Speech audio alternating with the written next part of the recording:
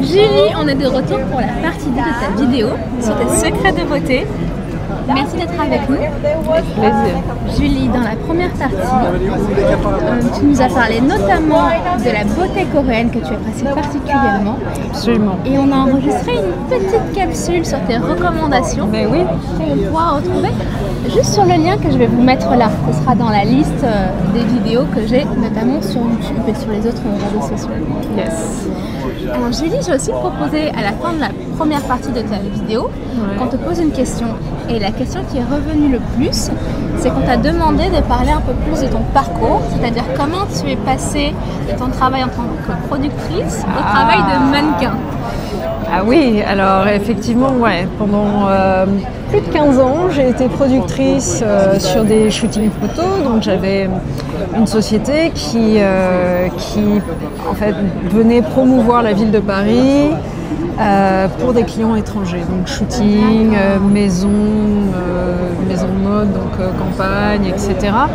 Et donc de la production exé, c'est-à-dire organiser tous les shootings avec des permis, les castings, etc.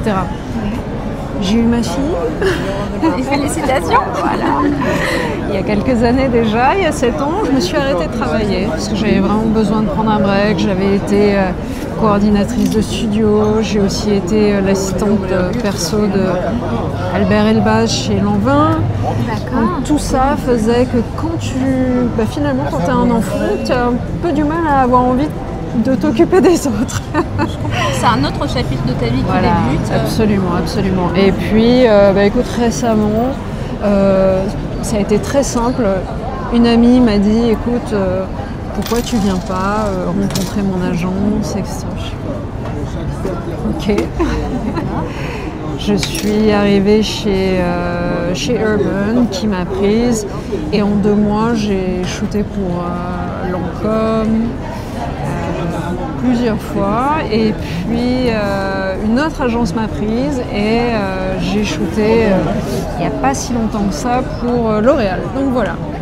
Donc un beau parcours, mais quand tu étais productrice, en voyant les mannequins travailler, ça ne te venait pas à l'esprit Non, pas du tout, j'étais absolument pas à l'aise devant une caméra, c'était pas du tout quelque chose que j'aurais envisagé. Moi j'ai toujours aimé organiser, coordonner, donc voilà, ce qui est amusant aujourd'hui, c'est que je connais l'arrière du décor. C'est ça. Et que pour une fois, on s'occupe de moi. Est-ce que tu penses, bon après forcément chacun a un point de vue sur les choses qui peut être que le tien, mais que le fait d'avoir été derrière la caméra, ça influence ta façon de travailler et si oui, comment?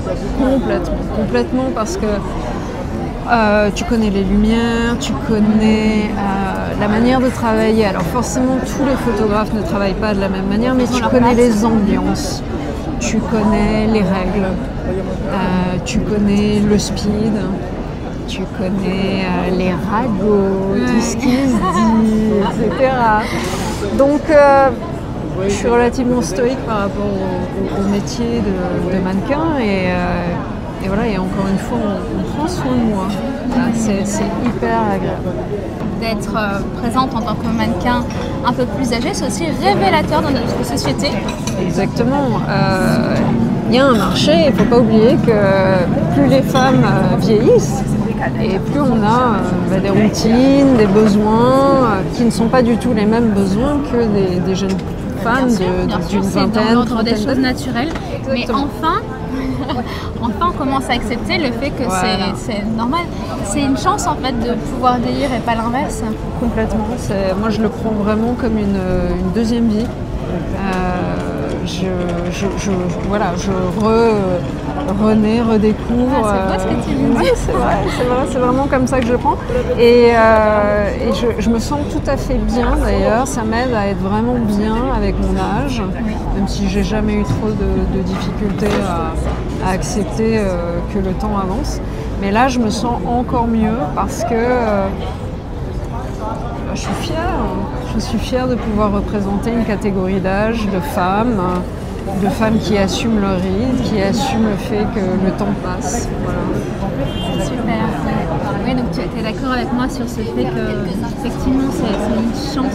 Je le vois parce que moi j'ai dépassé les fameux 30 ans, j'ai 31 ans, oui, mais j'ai 31 ans.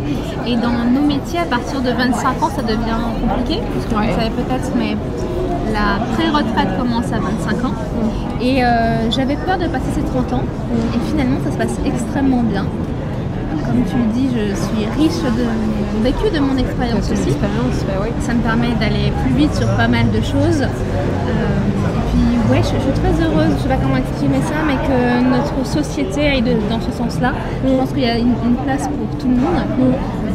Sans doute parce que c'est aussi des consommatrices qui sont importantes de nos jours. Oui, et ne serait-ce que d'être dans le métier en tant que mannequin, lorsque tu es face à la caméra, il y a une certaine maturité qui va avec, une assurance, il y a une expérience. C'est aussi quelque chose que j'aimerais essayer de vous transmettre à travers ces vidéos.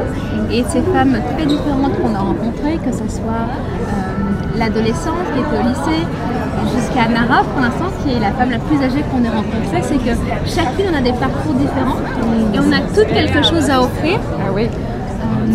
Et justement, j'en profite pour te remercier d'avoir on en est à notre 3e épisode ensemble, pour rappeler aux femmes à quel point il est important de se sentir belle, comme tu te sens belle aujourd'hui. Et j'en profite pour te laisser le mot de la fin si tu veux transmettre un dernier message à ces femmes. Partagez vos secrets de beauté et puis toujours être solidaire entre femmes justement.